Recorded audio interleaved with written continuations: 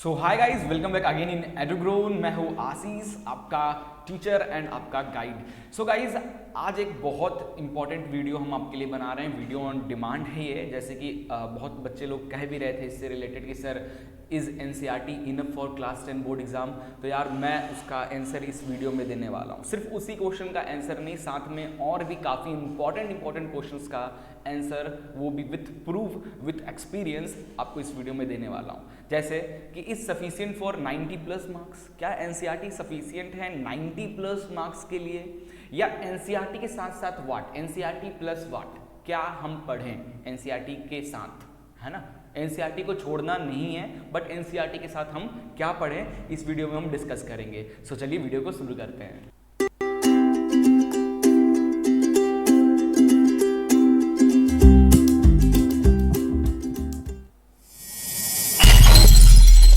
So guys, video शुरू करते ही मैं एक इंपॉर्टेंट बात बता देता हूँ, इट्स डिपेंड्स ऑन यू।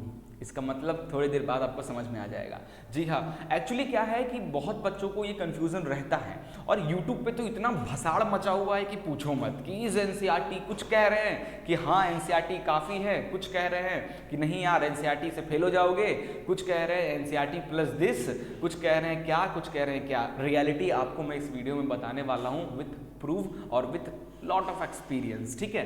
तो यार देखो, अगर मैं आपको रियलिटी बताऊं कि is NCERT enough for class 10 board exam, तो इसके लिए आप सीबीएसई जो ये सर्कुलर गाइड बनाती है ना, वो बनाती है कि क्या सिलेबस आपको इस साल पढ़ना है। पैटर्न हर साल या हर 2 साल पे चेंज होता रहता है, तो उसके अकॉर्डिंग नया सिलेबस आता है। एनसीईआरटी क्या, सीबीएसई क्या करती है, अपनी वेबसाइट पे सेशन स्टार्ट होने से पहले ही आपको सिलेबस अपनी वेबसाइट पे डाल देती है, जो कि आप लोग में से कोई भी देखता नहीं होगा, है ना। गलत करते हो, क्यों? क्योंकि अभी तो अहमियत इस चीज़ की नहीं पता है, बट फ्यूचर में सिलेबस की अहमियत क्या होगी आपको बहुत अच्छे से पता चल जाएगा। जब आप फ्यूचर यानी 11-12 भी नहीं, वो सब तो बकवास, आप कॉलेज लाइफ में जाओगे, है ना। तो कॉलेज लाइफ में जब जाओगे तो यार आप बिना सिलेबस के ना पढ़ाई नहीं कर पाओगे। क्यों नहीं कर पाओगे? क्योंकि यार जो सिलेबस आता है, जो यूनिवर्सिटीज़ आपके लिए सिलेबस बनाती हैं, वो किसी एक बुक में मिलता ही नहीं है। आप सुने होंगे अपने बड़ों से, अपने घर में कोई होगा वो बोलता होगा अरे यार एक बुक में तो कुछ आता ही नहीं है, 10-10 बुक पढ़नी पड़ती हैं हम कॉलेज लाइफ में।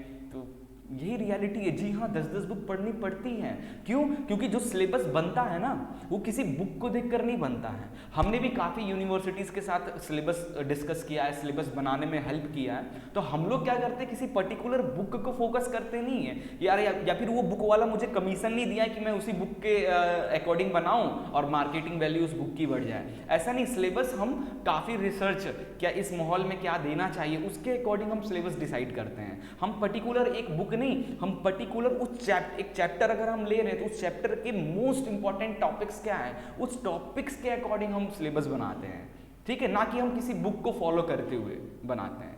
और यार आजकल क्या हो रहा है ना, आजकल जो राइटर्स है ना, वो बुक कॉन्सेप्ट के लिए नहीं बनाते हैं। आजकल के राइटर्स बुक बिजनेस के लिए बनाते हैं। बिजनेस हो गया है उनको, क्या है कि यार बस बिकना चाहिए, उसके अकॉर्डिंग बुक, खूब सारे न्यूमेरिकल्स डाल दो, कॉन्सेप्ट गया तेल लेने, खूब सारे न्यूमेरिकल, खूब सारे थ्योरी डाल दो और बुक सेल हो जाएगी, बिजनेस बढ़ेगा। बुक मोटी है तो क्वेश्चन ज़्यादा होगा, तो बच्चे क्वेश्चन प्रैक्टिस कर लेंगे तो बुक ज़्यादा बिकेगी।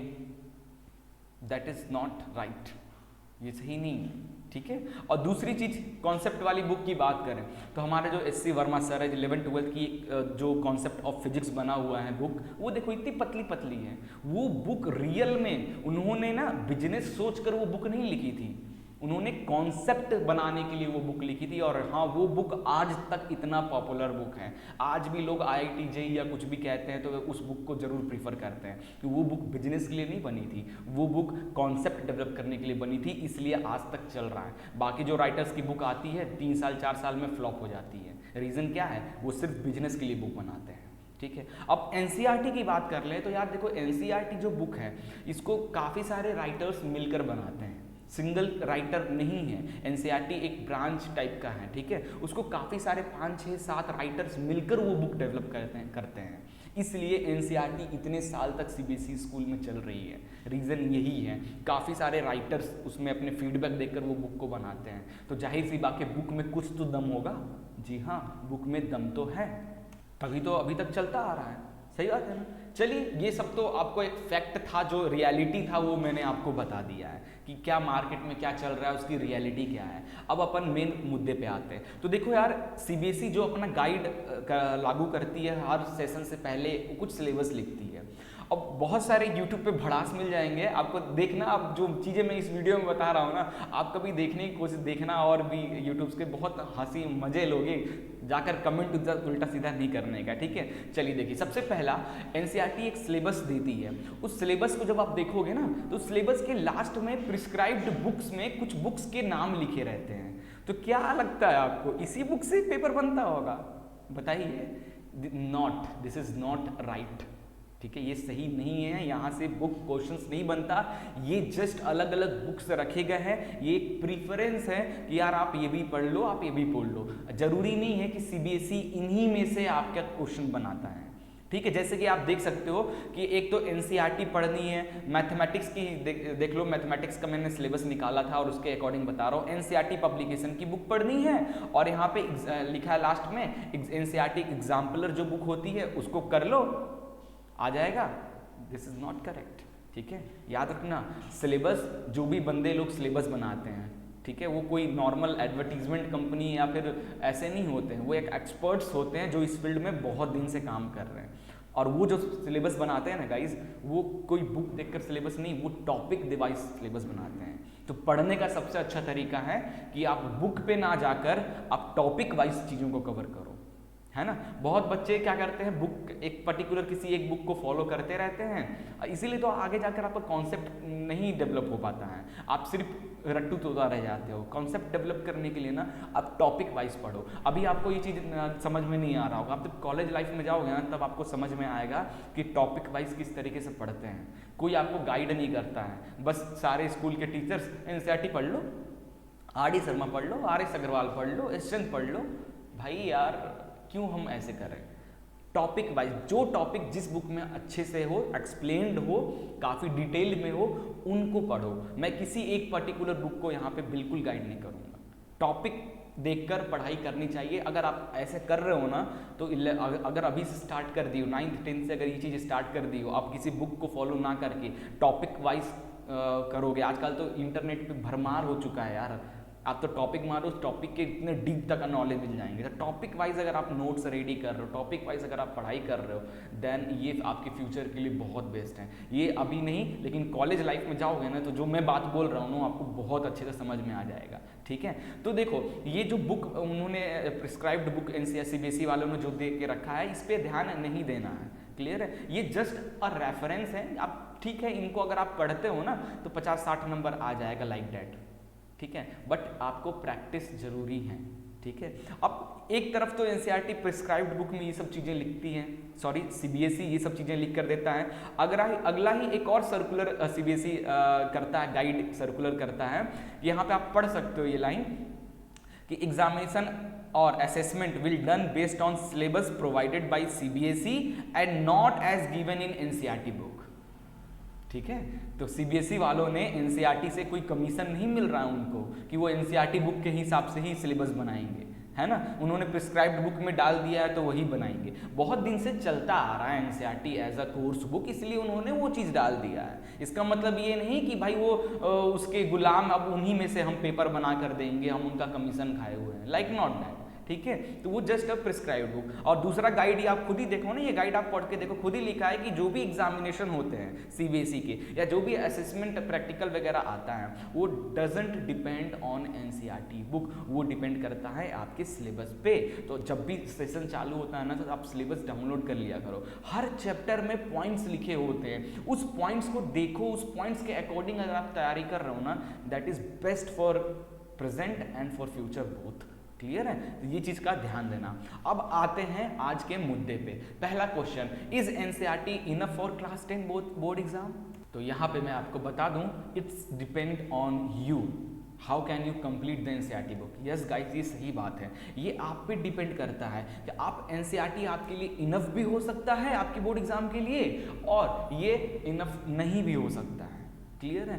क्यों मैं ये ऐसा बात बोल रहा हूँ, क्योंकि बहुत बच्चे ना क्या करते हैं, उनके माइंड में भर दिया गया है क्या कि कोई भी बुक खत्म करो उसके बाद ये बुक लगाओ, ये बुक लगाओ, ये भी लगाओ, वो भी लगाओ, तो बच्चे परेशान हो गए हैं। अब मैटर नहीं करता 10 बुक लगाना है आपको, एक ही बुक लगाओ, अच्छे से लगाओ, you definitely gets a good marks. ठीक है, तो ये आप पे डिपेंड करता है कि वो बुक आपके लिए बेस्ट है या नहीं। क्लियर है, बुक बेस्ट नहीं होते, पढ़ने वाला इंसान बेस्ट होता है। ठीक है, बुक को बेस्ट बनाना पड़ता है अपने थॉट्स के अकॉर्डिंग। क्लियर है, ये सब चीज़ें को ध्यान देना। तो बोर्ड एग्जाम के लिए एनसीईआरटी बुक आप पे डिपेंड करता है कि आप किस तरीके से पढ़ते हो, है ना। ऐसे चैप्टर को पढ़ा करो ना गाइस, कोई भी चैप्टर कंप्लीट करने के बाद ना आप खुद से कुछ क्वेश्चंस डेवलप करो।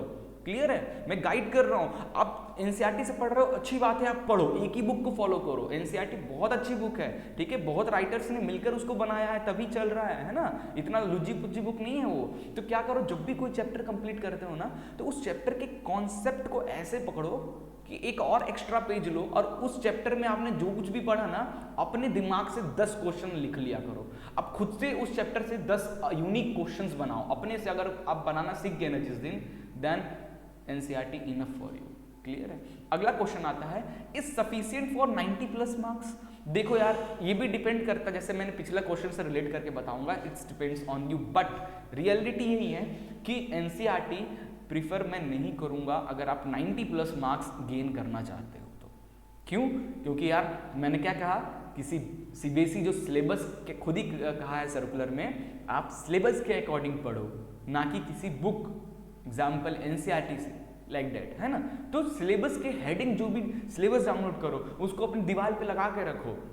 हर चैप्टर, जब भी कोई चैप्टर चालू करोगे उसमें देखो क्या क्या चीजें लिखा गया है, वो सब पॉइंट्स को डीप पढ़ो, that is enough for you. Clear है, but don't worry, you definitely score 70+ marks. अगर आप एनसीईआरटी को पढ़ रहे हो, नॉर्मली भी पढ़ रहे हो या फिर बहुत अच्छे से भी पढ़ रहे हो ना, तो 70+ मार्क्स आप आराम से ले आओगे। मतलब क्या है 70+, मतलब 75, 70 आराम से एनसीईआरटी पढ़ के इतना आ जाएगा। बट अगर आप चाहते हो 90+, 95+ स्कोर करना, तो यार इसके अलावा ये बुक कंप्लीट करनी, ये तो करना ही करना, ये बुक कंप्लीट करने के बाद कुछ एक्स्ट्रा प्रैक्टिस भी आपको करनी होंगी। क्या एक्स्ट्रा प्रैक्टिस करने होंगे, अगले स्लाइड में चलते हैं। अगला स्लाइड है एनसीईआरटी प्लस व्हाट। एनसीईआरटी तो ठीक है, एनसीईआरटी तो पढ़ना ही है, बट इसके साथ में और हम क्या चीज पढ़ें जिससे हमारे नंबर जो हैं बूस्ट होकर 90+, 95+ आ सके। ठीक है, क्या एनसीईआरटी पर प्लस अदर साइड बुक पढ़ें? क्या एनसीईआरटी के साथ साथ हम प्रैक्टिस पेपर पढ़ें? क्या एनसीईआरटी के साथ एनसीईआरटी के एग्जाम्पलर्स के जो बुक्स आते हैं, हर साइंस के भी एग्जाम्पलर की बुक्स आते हैं जिसमें खूब सारे क्वेश्चंस होते हैं, वो पढ़ें? या एनसीईआरटी के साथ साथ प्रीवियस ईयर क्वेश्चंस की प्रैक्टिस करें? अगर आप मार्क्स पे जा रहे हो गाइस, यहाँ पे मैं 2 बातें बोलूँगा। अगर आप कॉन्सेप्ट बिल्डअप करने के हिसाब से पढ़ाई कर रहे हो, देन मैं आपको गाइड करूँगा NCERT plus other side book पढ़ो, कॉन्सेप्ट डेवलप करने के लिए पढ़ रहे हो तो। और अगर आपको मार्क्स चाहिए, मैं तो यार मार्क्स पे बिल्कुल भरोसा नहीं करता। अगर आपका आज 95 है ना, फ्यूचर में वो कम भी हो सकता है और ज़्यादा भी हो सकता है। तो marks doesn't matter, knowledge will be matter. ठीक है, ध्यान रखना। तो अगर आप नॉलेज बेस्ड के लिए पढ़ाई कर रहे हो, then NCERT plus other side books is best for you. But अगर आप मार्क्स के लिए पढ़ रहे हो ना, then NCERT plus previous year question सबसे बेस्ट होता है। प्रीवियस ईयर क्वेश्चन, कोई बुक नहीं, कोई एनसीईआरटी एग्जाम्पलर नहीं, कोई प्रैक्टिस पेपर नहीं, एनसीईआरटी प्लस जो प्रीवियस आए हुए 10 साल के जो पेपर्स हैं उनको सॉल्व करो। पहले एनसीईआरटी खत्म कर लो और चैप्टर वाइज बहुत सारे ऐसे बुक्स मार्केट में अवेलेबल हैं जो चैप्टर वाइज प्रीवियस ईयर के क्वेश्चंस आपको मिल जाएंगे। हो सके तो मैं डिस्क्रिप्शन में लिंक भी आपको दे दूंगा, अब वो बुक्स अमेजोन वगैरह से आप परचेस कर सकते हो और आप लगाओ। और अगर कंप्लीट कर ले रहे हो ना ये चीज़, तो कोई नहीं रोक सकता आपको 95+ से ऊपर मार्क्स करने के। सो गाइज, आज के लिए बस इतना ही। आशा करता हूँ आपके सारे क्वेश्चंस के आंसर इस वीडियो में मैं जरूर दे पाया हूँगा। कुछ मिस्टेक या कुछ कमी हो गई हो तो आप जरूर कमेंट करके बताना, हम कोशिश करेंगे नेक्स्ट वीडियो में इससे भी अच्छा लाने के लिए। मिलते हैं नेक्स्ट वीडियो में एक नए वीडियो के साथ, ऐसे ही वीडियो ऑन डिमांड पे। और कुछ और भी डिमांड है तो आप कमेंट करके हमें जरूर बताओ, जल्दी आपके लिए वीडियो ऑन डिमांड पे हम एक और वीडियो लेकर आएंगे। Goodbye, take care.